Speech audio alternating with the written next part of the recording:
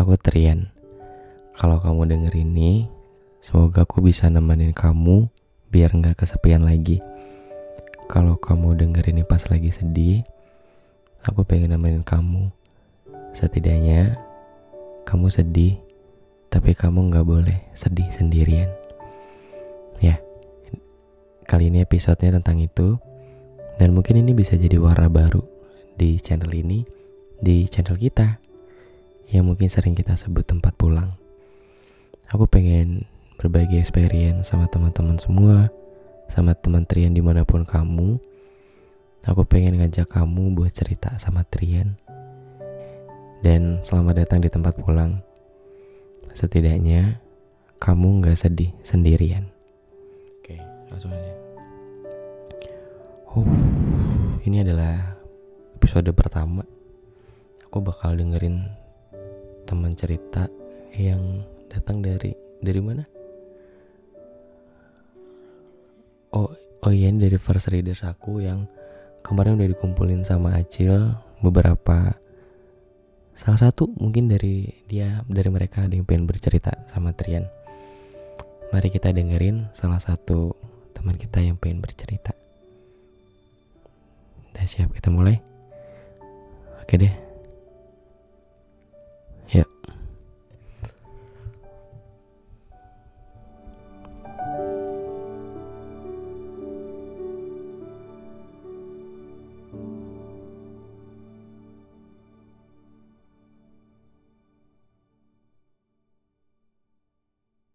Hai Katrian, aku Zahra.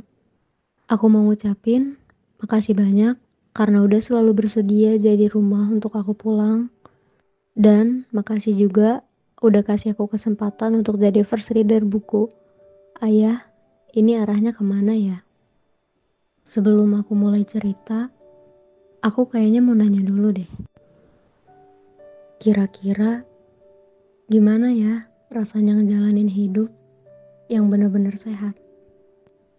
Karena jujur, udah 4 tahun ini, aku udah gak pernah lagi ngerasain yang namanya hidup bener-bener sehat. Setiap tahun, pasti ada aja jadwal keluar masuk rumah sakitnya. Entah itu untuk dirawat inap, operasi, dan lain-lain. Bahkan di tahun 2023, aku dirawat sebanyak 3 kali dan jalanin kolonoskopi sampai 2 kali. Kalau ditanya soal capek, ya rasanya emang capek banget. Selama 4 tahun ini aku ngerasa kehilangan diri aku sendiri. Dan aku jadi sering nyalahin diri sendiri. Kayak, kok kamu lama banget sih, Ra? Kok gini aja sakit sih? Karena ya, aku rasa semenjak aku sakit, kemampuanku tuh jadi terbatas banget. Di saat anak-anak seusiaku lagi berusaha keras untuk kejar impiannya. Sedangkan aku kelelahan dikit aja pasti langsung kambuh. Gimana aku bisa berusaha lebih keras? Gimana caranya mimpiku bakal tercapai? Selama 3 tahun, dari tahun 2020 sampai 2023, meskipun aku sering bolak-balik ke rumah sakit, tapi aku masih selalu berharap, ya semoga sakitku ini bisa sembuh. Namun nyatanya, harapan itu pupus. Di tahun 2024, aku menjalani kolonoskopi untuk yang ketiga kalinya, dan kali ini aku dibiopsi juga. Dan setelah hasilnya keluar, aku tuh kayak bener-bener dapet tamparan yang keras dan cukup nyakitin banget. Aku positif IBD, yaitu salah satu penyakit autoimun. Lebih tepatnya, ternyata selama ini aku sakit ileitis kronik aktif. Ya, kronik aktif. Yang berarti sakit ini tuh berlangsung dalam waktu yang lama, bahkan bisa seumur hidup. Bersifat kronis dan belum bisa disembuhkan. Saat tahu hasilnya ternyata itu, rasanya aku benar-benar kacau dan mau nangis. Karena pasti ya, aku dan keluarga, terutama orang tuaku, berharapnya bukan sakit kronis, bukan sakit yang parah. Ya udah hanya sekadar sakit aja. Tapi ternyata sakitnya kronis. Baru jalan 4 tahun belakangan ini aja aku udah benar-benar ngerasa bersalah ya. Terutama sama orang tua. Karena aku ngerasa kok aku semakin dewasa malah semakin jadi beban untuk mereka. Mereka harus ngerelain tenaganya, waktunya, bahkan biayanya. Untuk apa? Ya, untuk kesembuhanku doang. Ditambah lagi dengan harga obatnya yang gak murah. Kadang tuh aku langsung mikir kayak, Tuhan, kenapa? Kenapa harus aku? Orang tuaku tuh gak pernah mempermasalahkan dan gak pernah mengungkit-ungkit tentang biaya yang mereka keluarkan, waktu yang mereka luangkan, atau tenaga yang mereka luangkan tuh gak pernah. Tapi naluriku sebagai anak tuh ya aku tetap ngerasa gak enak sama mereka. Aku ngerasa aku belum bisa berbakti sama mereka, tapi mereka masih harus terus-terusan menuhin itu semua untuk kesembuhan aku. Kalau aku cerita ke teman-teman dekatku, mereka pasti selalu bilang, kamu keren, Ra. Kamu tuh hebat banget. Kamu tuh kuat ya, bisa bertahan. Gak kebayang kalau misalnya kita yang ada di posisi kamu. Mungkin kita belum tentu bisa bertahan. Sebetulnya, jawabannya tuh singkat. Kalau ada yang nanya, kenapa sih, Ra? Kok bisa sekuat ini? Kenapa sih, Ra? Kok masih bisa bertahan sejauh ini? Ya jawabannya tuh karena orang tua. Aku udah sampai di titik yang benar-benar udah gak tahu mau bertahan apa lagi selain untuk orang tua. Aku sadar hidupku berat, tapi hidup orang tuaku masih jauh lebih berat. Kurasa hidup orang tuaku lebih berat karena ada aku sebagai beban mereka. Walaupun mereka sama sekali tidak pernah merasa terbebani atau menganggap aku adalah beban mereka. Enggak pernah sama sekali. Justru mereka selalu support, mereka selalu ada, dan mereka gak pernah lelah untuk terus memperjuangkan kesembuhanku. Yang ada, mereka selalu ngeyakinin aku bahwa pasti aku bisa sembuh, pasti aku bisa lawan penyakit ini. Dan aku selalu berharap semoga semua perkataan mereka adalah doa yang akan terjadi suatu saat nanti. Walaupun mereka selalu bilang hidupku tuh masih panjang, banyak mimpi yang harus ku kejar, tapi tetap aja kalau lagi ngomong sama Tuhan, aku selalu minta, Tuhan, kalau mau jemput, tolong jemput aku dulu ya. Jangan mama papaku dulu. Karena mungkin mereka masih bisa terus menjalani kehidupan seperti biasanya, walau tanpa adanya aku ya. Sedangkan aku, alasan aku masih bertahan sampai sekarang aja ya karena mereka. Kalau mereka nggak ada, untuk apa lagi aku bertahan? Aku memang bukan tipikal anak yang bisa dengan mudahnya mengutarakan rasa sayang, cinta, atau permohonan maaf di depan orang tua. Tapi aku gak pernah sekalipun lupa untuk bilang sama Tuhan bahwa aku seberuntung itu punya kalian. Ma, Pa, panjang umur ya. Maaf kalau selama ini ternyata aku cuma bisa jadi beban. Tolong jangan pernah berhenti doain aku untuk terus bertahan. Semoga aku bisa tumbuh sesuai harapan kalian dan bisa membanggakan serta membalas jasa kalian ya. Dan untuk Katrian, terima kasih banyak ya, karena aku sudah diberikan ruang untuk bercerita dan meluapkan isi kepala yang nyatanya memang seramai ini. Terima kasih. Ya, sama-sama.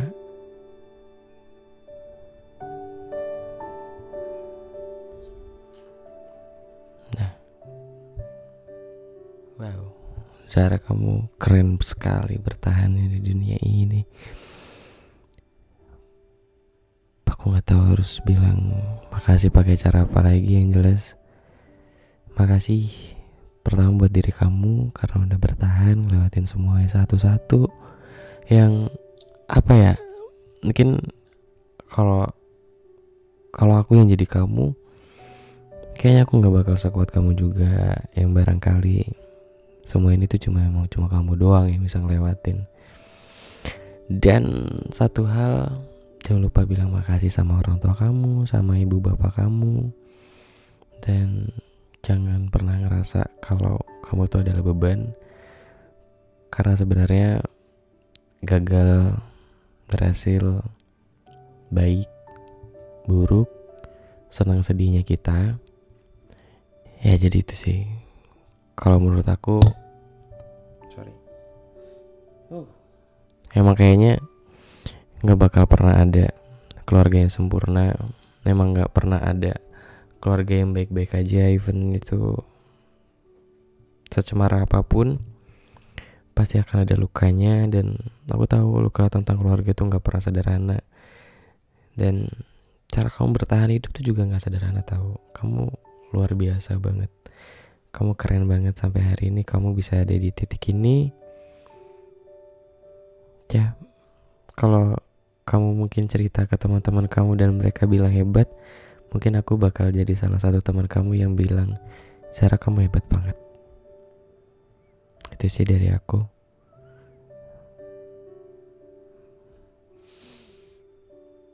Dan mungkin kalau misalkan nanti suatu hari aku percaya kita semua juga gak bakal hidup selamanya di dunia ini. Satu hari salah satu di antara kita juga bakal tidak ada. Entah siapapun itu duluan, entah kita duluan, orang tua kita duluan, ayah ibu kita duluan, atau mungkin orang-orang baik di sekitar kita pergi lebih dulu. Kita gak pernah tahu. Jadi jangan pernah minta untuk ngedahuluin siapapun. Jangan pernah meminta untuk, ya udah Tuhan gak apa-apa ambil aku dulu daripada orang tuaku. Nggak boleh kayak gitu ya. Karena itu di luar kapasitas kita sebagai manusia. Tugas kita cuma bertahan.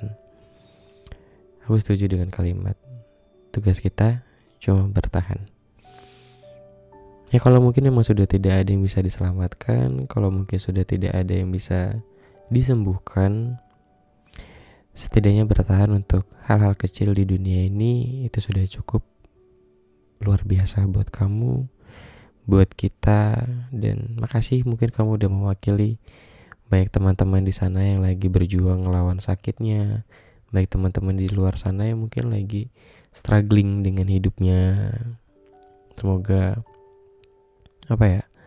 aku selalu berharap semoga Tuhan angkat semua penyakit di antara kita, baik itu yang sakit, yang sedang, atau yang sangat sakit. Semoga semua disembuhkan. Kalaupun tidak bisa sembuh, semoga semua bisa baik-baik aja. Oh iya, dan FYI, Zara ini adalah salah satu first readers buku ayah. Ini arahnya kemana ya? Karena waktu itu kan aku pilih 10 orang random di Instastory buat jadi first readers buku ini. Dan setelah aku lihat ternyata Zara banyak banget ngirimin banyak banget nguatin aku di DM Instagram. Aku nggak bisa bilang banyak sih. Aku nggak tahu harus bilang makasih pakai cara apa lagi di saat kamu lagi berjuang sama hidup kamu lagi berjuang nyelamatin diri kamu sendiri, tapi kamu masih bisa nyemangatin aku. Yang padahal menurutku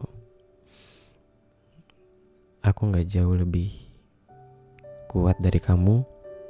Kamu lebih kuat dari aku. Bisa jadi teman-teman di luar juga lebih kuat dari aku. So mari kita peluk sama-sama lukanya. Mari kita sembuhin satu-satu. Dan kalau gak bisa sembuh, setidaknya kita baik-baik aja. Buat Zara kuat-kuat ya bertahannya. Karena banyak hal yang harus kamu temuin di dunia ini. Setidaknya kalau misalkan aku boleh nggak jadi salah satu alasan kamu buat bertahan. Aku pengen nanti kalau bukunya jadi film, atau mungkin kalau nanti bukunya jadi sequel selanjutnya, aku pengen kamu jadi first readers aku lagi. Jadi semangat sembuhnya ya, semangat bertahannya. Pikirin aja yang baik-baik di dunia, yang belum tentu terjadi itu nanti di luar kapasitas kita sebagai manusia gitu. Oke, itu tadi cerita dari Zara sangat luar biasa. Ini aku suka dari dengerin banyak orang, dari dengerin banyak perspektif. Jadi kita tuh nggak melihat sudut pandang dunia dari satu hal aja, dari satu orang aja, yang bagaimana kalau ternyata cara orang lain bertahan hidup tuh jauh lebih survive daripada kita. Dan mungkin banyak hal-hal baik yang bisa kita ambil, yang kita bisa pelajarin, atau yang bisa kita syukuri. So, buat teman Trian semua, dimanapun kamu hari ini, bagaimanapun keadaan kamu hari ini, satu hal yang aku minta, jangan pernah takut buat nyoba bertahan setiap hari ya. Aku Trian, makasih udah dengerin, makasih udah nemenin aku cerita-cerita. Aku pengen dengar cerita dari kamu. Kalau kamu mau bercerita juga, aku bakal cantumin email di bawah. Nanti kamu bisa kirim-kirim aja. Bisa itu bentuk cerita, tulisan, atau kalau kamu malu untuk bersuara, kamu bisa tulis aja. Nanti aku bakal bacain kayak segmen-segmen yang sudah ada. Gitu sih. So, jangan lupa lakuin yang terbaik setiap hari, karena kita gak pernah tahu di hari apa kita bakal beruntung. Aku Trian, makasih udah dengerin. Nanti kita ketemu lagi. Dadah.